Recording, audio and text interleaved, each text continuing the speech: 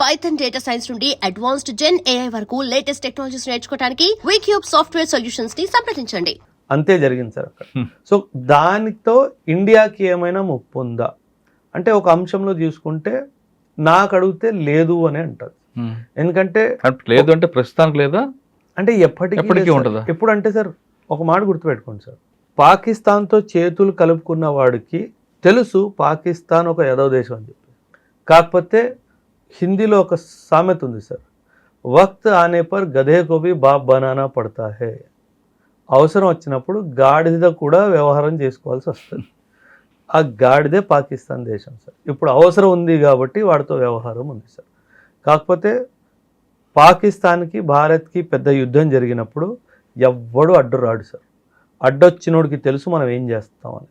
అది టర్కీ అవనివ్వండి, సౌదీ అవనివ్వండి, వాళ్ళ అమ్మ నా కొడుకు అవనివ్వండి, ఎవడైనా సరే ఇండియా ఏం చేస్తుందో వాళ్ళందరికీ తెలుసు. కాబట్టి కాకపోతే వాళ్ళకి అవసరం ఉంది కాబట్టి ఇప్పుడు పాకిస్తాన్ని నెత్తినేసుకొని ఊరేగిస్తారు తప్పితే ఇంకేం చేయలేరు సార్. సార్ ఫైనల్గా చెప్పండి, ఇప్పుడున్న యువత అంతా కూడా సుభాష్ చంద్రబోసు, మీరు చెప్తున్న సర్దార్ వల్లభాయ్ పటేల్ పేర్లు విన్నప్పుడు మాత్రం గూస్ బొంబాయి అయిపోయి అంటారు, వాళ్ళ చరిత్ర వినాలంటారు, భగత్ సింగ్ లాగా నేను వెళ్ళాలంటారు, చెగువీర అంటారు, రకరకాలు చెప్తారు. ఆ స్పిరిట్ మంచిదే, కానీ మనం సీన్లోకి వచ్చేసరికి డిఫరెంట్ ప్యాటర్న్లు కనిపిస్తుంది, వ్యవహారంలో వచ్చేసి వేరే కనిపిస్తుంటాయి. ఇప్పుడు ఇటీవల జరిగిన ఢిల్లీలో ఇష్యూ తీసుకున్న జంతర్ మంతర్ ఇష్యూ మంచిదే, అది కాక్రోచ్ పార్టీ చేయడం అంతా కూడా మంచిదే. కానీ వాళ్ళకి కూడా ఒక బాధ్యత ఉండాలి, హక్కులు ఒకటే కాదు అన్నది కనిపిస్తుంది. కొంతమంది పెద్దవాళ్ళు కూడా ఏమంటారంటే సమస్యను గుర్తించావు సంతోషం, దాని పరిష్కారం కూడా వెతికే బాధ్యత కూడా తీసుకోవాలి అంటుంటారు. అవును సార్. ఆ బాధ్యత లేకుండా సమస్య మీదే దాన్నే ప్రజరిస్తామనుకునే వాళ్ళకి మీరు ఇచ్చే సమాధానం ఏంటి సార్? Simple sir. ఇప్పుడు జంతర్ మంతర్లో జరిగింది నిరసన కేవలం ఆ ప్రాబ్లమ్ని అడ్రస్ చేయాలని కాదు, ప్రభుత్వాన్ని దించాలన్న ఆలోచన కూడా ఉంది కదా సార్. అవును. సో అది తప్పు అంటాను. ఎందుకంటే సార్ నేను ఉన్న ప్రభుత్వాన్ని సమర్థించట్లేదు, but at the same time దుష్టశక్తులతో చేతులు కలుపుకొని చేయడం అనేది తప్పు సార్. 100% అది తప్పు సార్, నేను ఒప్పుకోను సార్. నాకు నా రాజ్యాంగం, నా ప్రధానమంత్రిని కానీ గవర్నమెంట్ని కానీ వాళ్ళని ప్రశ్నించే హక్కు నా రాజ్యాంగం నాకు ఇచ్చింది. నువ్వు ప్రశ్నించు, నో ప్రాబ్లం. కానీ దుష్టశక్తులతో చేతులు కలుపుకొని అక్కడి నుంచి డబ్బు తీసుకొని వచ్చి నువ్వు ప్రభుత్వాన్ని ప్రశ్నించే ఉద్దేశమే మారిపోయినప్పుడు నేను దాన్ని సమర్థించాను. సో అదే మోదీ గారు కూడా స్పీచ్ గురించి మీరు మాట్లాడారు ఇందాక, ఆయన అదే అన్నారు, నువ్వు సమస్య గురించి మాట్లాడుతున్నావు సరే బాగానే ఉంది, పరిష్కారం కూడా ఇవ్వు.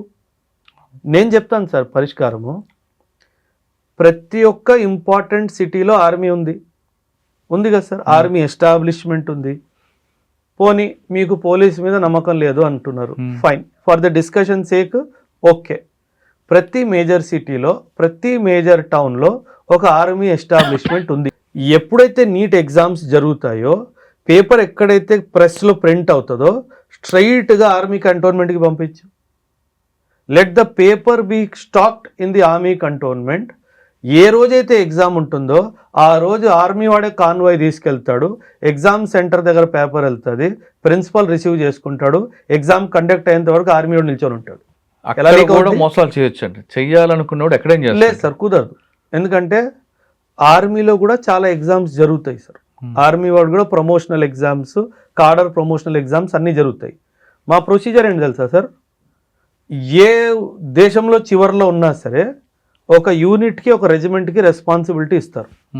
అప్పుడు ఏం జరుగుతుంది, ఒక ఆఫీసరు కొంతమంది ట్రూప్స్ని తీసుకొని ఆర్మీ హెడ్ క్వార్టర్కి వెళ్తాడు. అక్కడి నుంచి క్వశ్చన్ పేపర్ రిసీవ్ చేసుకుంటాడు, లాక్ చేస్తాడు, వాడి జేబులో తాళం ఉంటుంది. రెజిమెంట్కి వెళ్ళేంత వరకు బాక్స్ ఓపెన్ అవ్వదు. రెజిమెంట్లోకి వెళ్ళిన తర్వాత క్వార్టర్ గార్డ్ అనే ఒక ప్లేస్ ఉంటుంది, చాలా సేఫ్ ప్లేస్, అందులో ఆ బాక్స్ ఉంటుంది. ఎగ్జామ్ రోజు వరకు బాక్స్ని ఎవరు టచ్ చేయడు. ప్రింట్ అయిన కార్డు నుంచి ఎగ్జామ్ రోజు వరకు ఆ బాక్స్ ఓపెనే కాదు, పేపర్ ఎట్ట లీక్ అవుద్ది. You give this responsibility to the army. Paper leak అయితే నన్ను పట్టుకోవచ్చు. కానీ ఇక్కడ ప్రశ్న ఏంటంటే ప్రతి దానికి ఆర్మీని పిలుచుకొని వస్తే మరి సివిల్ అడ్మినిస్ట్రేషన్ చేతగాంతనమే కదా సార్. అవును. అంటే అసలు సివిల్ అడ్మినిస్ట్రేషన్ మీద నమ్మకం లేకుండా పోవడానికి కారణం ఎవరు? సివిల్ అడ్మినిస్ట్రేషనే. సో చైన్, ఈ ప్రాసెస్ చైన్లో సార్ సింపుల్ సార్, ఒకే ఒక్క రూల్ తీసుకురండి. పేపర్ లీక్లో నీ చెయ్యుందని తెలిస్తే ఉరి శిక్ష. ఈ రూల్ తీసుకురా, అప్పుడు చూద్దాం ఎన్ని పేపర్లు లీక్ అవుతాయో. అంటే వాళ్ళు చెప్పడం ఏంటంటే గతంలో రైల్వే యాక్సిడెంట్ జరిగినప్పుడు లాల్ బహదూర్ శాస్త్రి అంటే వాళ్ళు రిజైన్ చేశారు బాధ్యత వహించి. ఇప్పుడు మన దేశంలో ఇటువంటి నీట్ పేపర్లో జరిగినప్పుడు ముందు మంత్రి బాధ్యత వహిస్తే ఖచ్చితంగా కింద వాళ్ళు కూడా సెట్ అయిపోతారనేది వాళ్ళు పోలుస్తున్నారు. ఎందుకంటే సార్ మన పబ్లిక్ అడ్మినిస్ట్రేషన్ అంతా అకౌంటబిలిటీ మీదనే బేసిస్ చేస్తుంది. అవును. కానీ దీనికి ఇంకో దృష్టికోణం ఉంది సార్. ధర్మేంద్ర ప్రధాన్ సార్, ఎంతోమంది ఎడ్యుకేషన్ మినిస్టర్లు వచ్చారు కదా సార్ మన దేశంలో. ధర్మేంద్ర ప్రధాన్ గారే ఒక చట్టం తీసుకొచ్చారు సార్ లాస్ట్ టైం. మీ వల్ల ఒక ఇండివిజువల్ వల్ల కానివ్వండి, ఒక సంస్థ వల్ల పేపర్ లీక్ అయిందంటే ఆ ఎగ్జామ్ కండక్ట్ చేయడానికి వచ్చిన ఖర్చంతా ఆ ఇండివిజువల్ కానీ సంస్థ కానీ భరిస్తాడు. దాంతోపాటు పెనాల్టీ ఇన్ని కోట్లు ఉంటుంది, దాంతోపాటు జైలు శిక్ష కూడా ఉంటుంది. ఈ చట్టం ఎవడని తీసుకొచ్చాడా సార్? అంటే నీకు మంచి చట్టం తీసుకొచ్చేవాడిని దింపేలా దాకా నువ్వు ఆగలేదు. అంటే సింపుల్ సార్ మ్యాటర్. నీకు మంచి చట్టాలు వద్దు, ఎదవ పని రేపు నేను కూడా చేస్తాను, సో నేను జైలుకి వెళ్ళిపోతే ఎట్లా, నాకు ఉరిశిక్ష పడిపోతే ఎట్లా, అందుకని చెప్పేసి నిరసన జరిగింది. ఈ నిరసన జరగడానికి కేవలం కారణం ధర్మేంద్ర ప్రధాన్ గారిని దింపడం ఒక్కటే కాదు సార్. దీనికి సంబంధించి స్ట్రిక్ట్ లాస్ రావద్దు, ఎందుకంటే ఫ్యూచర్లో మేము చేస్తాము. ఇది గతంలో కూడా జరిగింది సార్. సార్ కొన్ని ఇప్పుడున్న ప్రభుత్వం కానీ కొన్ని రాష్ట్ర ప్రభుత్వాలు కూడా కొన్ని నిర్ణయాలు తీసుకున్నప్పుడు కొంచెం కఠినంగా ఉంటాయి, కొన్ని విషయాల్లో ప్రజల నుంచి ఆగ్రహం వేస్తున్నట్టు కొన్ని ఫ్లెక్సిబిలిటీ ఉంటాయి, పరిస్థితి ప్రభావం బట్టి మారుతుంటాయి. అవును సార్. అల్టిమేట్గా వాళ్ళ ఆబ్జెక్టివ్ అంతా కూడా ప్రజలకు మంచి చేయాలనే ఇంట్రెస్ట్ ఉంటుంది. కానీ కొంతమంది వ్యక్తులు ఏదో ఒక దీంట్లో విజయం సాధించామని ఒక ప్రెజర్ తీసుకొస్తాం, ప్రెజర్లో ఆ ప్రభుత్వాన్ని దించేస్తామంటే అది ఎంతవరకు సంబంధం? అది తప్పు సార్. లాఫుల్గా సార్ ఉన్న ప్రభుత్వము సెంటర్లో లాఫుల్గా గెలిచి గవర్నమెంట్ని ఫామ్ చేసింది. అవును. దాన్ని ఇలా అన్లాఫుల్గా దించేస్తామంటే అలా? శ్రీలంకలో అదే జరిగింది, బంగ్లాదేశ్లో అదే జరిగింది, నేపాల్లో కూడా అదే జరిగింది సార్. జెన్జీ రెవల్యూషన్ చేసి ప్రభుత్వాల్ని దింపారు. అది మన దగ్గర కూడా ప్రయత్నం చేశారు సార్. సార్ దింపి వాళ్ళు ఏం సాధించారు? అదే నేను చెప్తుంది సార్. శ్రీలంక ఈరోజు ఎక్కడుంది, బంగ్లాదేశ్ ఎక్కడుంది, నేపాల్ ఎక్కడున్నాడు? నేపాల్ మొత్తాన్ని కంట్రోల్ చేస్తుంది ఈరోజు చైనా, ఈరోజు అమెరికా. బంగ్లాదేశ్ మొత్తం కంట్రోల్ చేస్తుంది చైనా అండ్ అమెరికా. వాడికి కావాల్సింది కూడా నా దేశం కూడా చైనా అండ్ అమెరికా లాంటి దేశాలు కంట్రోల్ చేయాలి. ఎందుకు చేయాలి సార్? మీరు చెప్పండి ఒక మాట. అవును. సో దట్ ఈజ్ వేర్ అసలు నిజాలు ఏంటో బయటపడతాయి. ఉద్దేశము దేశానికి బాగు చేయాలి, పిల్లలకి బాగు చేయాలి అనేది కానే కాదు. ఎలాగో మేము ఈ ప్రభుత్వాన్ని ఓడించలేకపోతున్నాం ఎలక్షన్స్లో, ఇలా దించేస్తాం అంటే మన దేశంలో పొలిటికల్ ఇన్సెక్యూరిటీ తీసుకురావాలి అన్న ఉద్దేశమే తప్పితే దేశాన్ని బాగు చేయాలి అన్న ఉద్దేశం అయితే ఆ యొక్క నిరసనలో నాకైతే కనిపించలేదు సార్. అండ్ పిల్లలు కూడా సార్ నిరసన చేయడం ప్రతి ఒక్క పౌరుడి హక్కు, అది రాజ్యాంగం మనకి ఇచ్చింది. కానీ అది చేసే విధానం ఉంది. మీరు కాక్రోచ్ జనతా పార్టీ అని చెప్పి ఒక పార్టీ గురించి మాట్లాడారు సార్. ఆ పార్టీ సదస్యులు ఎవరు, వాళ్ళ బ్యాక్గ్రౌండ్ చెక్ చేసుకోండి సార్. అంతా యాంటీ నేషనల్ ఎలిమెంట్స్తో డైరెక్ట్ లింక్స్ ఉన్నాయి వాళ్ళకి. అలాంటి వాడికి సమర్థన ఇచ్చే ముందు నీ బుద్ధి ఏమైంది? అరే వీడు మైక్ పట్టుకొని మాట్లాడుతున్నాడు, వీడి గతం ఏంటి, వీడి చరిత్ర ఏంటి, నువ్వు కనుక్కోవాలి కదా సమర్థన ఇచ్చే ముందు. సో అదెందుకు నీకు అర్థం కావట్లేదు? డైరెక్ట్గా టెర్రరిస్టులతో డైరెక్ట్ కనెక్షన్లు ఉన్నాయి సార్. అందరికీ కొంతమందికి ఉన్నట్లే. ఆ కొంతమంది ఉన్నా సరే సార్, ఆ కొంతమంది ఉన్న వాళ్ళు స్టేజ్ మీద ఎందుకు ఉన్నారు? ఆ రోజు జంతర్ మందర్ జరిగిన అల్లర్లో కూడా ఢిల్లీలో ఉన్న రౌడీ షీటర్లు 2000 మంది ఉన్నారు. అదే నేను చెప్తుంది కదా సార్, పిల్లలు స్టూడెంట్స్ వేషంలో అక్కడ ఎవరు వచ్చారు, అదే కదా ఇంపార్టెంట్ ఫ్యాక్టర్ సార్. ఆ సార్ అక్కడ జరిగింది లాఠీ చార్జ్ గట్టిగా జరిగింది, పిల్లలు గాయాలు పడ్డాయి, చాలా మంది చాలా తీవ్ర గాయాలు పడ్డాయి. దాన్ని నేను సమర్థించట్లేదు sir. But at the same time పరిస్థితి అక్కడ దాకా ఎందుకు వెళ్ళింది అన్నది ప్రశ్న.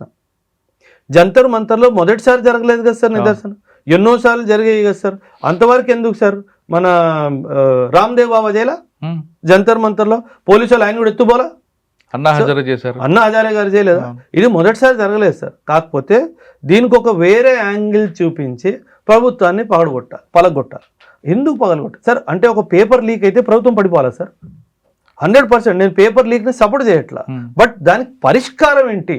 దానికి పరిష్కారం ప్రభుత్వాన్ని దించేయడమా సార్? ఎన్ని కోట్లు పెడితే ఒక ప్రభుత్వం ఫామ్ అవుతుంది సార్? కరెక్ట్. ఇంట్లో నాన్న కూడా తప్పు చేస్తారు. అంటే నేనేమంటున్నాను, తప్పును సమర్థించకపోయినా తప్పు చేస్తుంటారు కదా సార్. ఎగ్జాక్ట్లీ, నాన్న తప్పు చేస్తారు, నాన్న కొట్టి దింపేస్తామా? కాదు నాన్న ఇది కాదని చెప్తాం కదా అక్కడ. అదే కదా sir, that's what I'm saying. Modi గారు కూడా మాట్లాడింది ఏంటి, నాకు పరిష్కారం చెప్పండి నేను అమలు చేస్తా. నేను చెప్తున్నాను పరిష్కారం చెప్పండి మోదీ గారికి.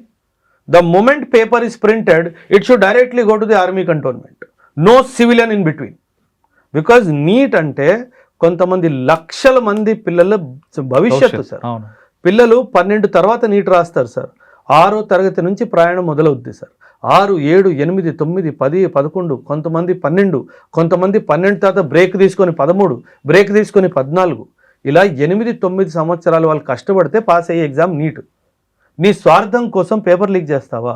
ఆ పిల్లలు 8 సంవత్సరాలు కష్టపడిన పిల్లలు, వాళ్ళ కష్టానికి ఏంటి సార్? ఎవరు జవాబు? 12 మంది చనిపోయారు సార్. అంటే నేను అందుకే చెప్పా, ప్రభుత్వం ఒక లా తీసుకురావాలి, చట్టం. నువ్వు పేపర్ లీక్ చేయడంలో నీ చెయ్యి ఉంది అని తేలితే ఉరి శిక్ష, ఒక్కటే పనిష్మెంట్, ఉరి శిక్ష.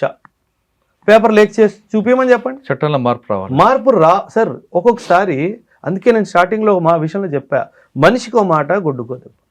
ఇప్పుడు పేపర్ లీక్ ఇంత పెద్ద విషయం మన దేశంలో అయిపోయింది కాబట్టి దానికి సంబంధించి పనిష్మెంట్ కూడా 3 సంవత్సరాలు జైలు ఉండకూడదు. అవును. ఉరి శిక్ష ఉండాలి. అది ప్రూవ్ అయిందంటే ఉరి శిక్ష. ఇంకేస్ శిక్ష లేదు, ఉరి శిక్ష తీస్తా. పేపర్ పక్కన ఇక టేబుల్ మీద పెట్టాలంటే ఎవడని ముట్టుకుంటాడో చూడండి. ఏ ఆర్మీ కంటోన్మెంట్లో కూడా పెట్టాల్సిన అవసరం లేదు. ఇక్కడ పెట్టేసి వెళ్ళిపోండి, 10 రోజుల తర్వాత వచ్చాను, ఎవడు ముట్టుకోడు కూడా తెలుసు, అది ముట్టుకుంటే ఉరి శిక్ష వస్తుంది అని చెప్పి. ఆ ఫియర్ ఆఫ్ లా లేదు సార్, ఆ ఫియర్ ఆఫ్ జడ్జ్మెంట్ లేదు, ఆ fear of fast track judgement లేదు. మన దగ్గర ఫాస్ట్ ట్రాక్ కాదండి, మామూలు ట్రాక్ కూడా లేదు. మన దగ్గర అంతా ప్రొసీజర్ పనిష్మెంటే ఉంటుంది. మీరు మన చట్టాలను చూసుకుంటే జడ్జిమెంట్ వచ్చేది మన ఇప్పుడు మర్డర్ జరిగితే ఇప్పుడు 5 సంవత్సరాలకు వస్తుంది. 5 సంవత్సరాల కొన్ని 10 అవుతాయి, లేదా తర్వాత వాళ్ళ పిల్లలు కూడా చనిపోతుంటారు వస్తుంటే. అంటే మనకి ఫైనల్ జడ్జిమెంట్ కన్నా ప్రొసీజర్ పనిష్మెంటే మన దగ్గర ఉంటుంది. ఎఫ్ఐఆర్, పేపర్లో, అదే మీడియాలో కథలు, అరెస్టు, ఛార్జ్ షీట్, ఈలోగా మీడియాలో హడావుడి, అంత తప్ప ఇంకేం ఉండదు. మీడియా ఫైన్ ట్రయల్ వేస్తుంది, మీడియా జడ్జిమెంట్ ఇస్తుంది, అక్కడితోనే మనకి చాలా విషయాలు ఉన్నాయి సార్. అంటే దీనికి సంబంధించి చాలా దృష్టికోణాలు ఉన్నాయి. అవన్నీ ఇంకా డెప్త్లో పరిశీలిస్తే అంటే మనం ఏ కోణంలో చూస్తున్నామని దాన్ని బట్టి మనకి అవుట్కమ్ వస్తుంది సార్. జంజీ వాళ్ళు చేస్తున్న కార్యక్రమం మంచిది అంటున్నారు ఓబ్రాయ్ గారు, కానీ వాళ్ళు కేవలం సమస్యను ఎత్తు చూపడం కాదు, పరిష్కారం కూడా చూపండి, అదేవిధంగా దేశానికి మంచిదంటూ చెప్తున్నారు. లేదు కదా మనం కేవలం హక్కుల కోసమే మాట్లాడతాం, నిరసన చెల్లుతాం, అంతేగాని మేము పరిష్కరించాం అంటే మాత్రం కుదరదు. మీరు ఖచ్చితంగా మన దేశంకు మంచి పౌరుగా నిలబడాలంటే మీరు పరిష్కారం కూడా ఎత్తి చూపించండి, దానికి ప్రభుత్వం అమలయ్యేలా ప్రజలు ఇస్తే మంచిదండి ఓబ్రాయ్ గారు చెప్తున్నారు. ఈ వారం ఓబ్రాయ్ గారితో ఎక్స్క్లూజివ్ ఇంటర్వ్యూ. వచ్చే వారం మరొక ఇష్టం మళ్ళీ కలుద్దాం. అంతవరకు నమస్తే. Thank you. Thank you very much sir. Thank you. జై హింద్ సార్.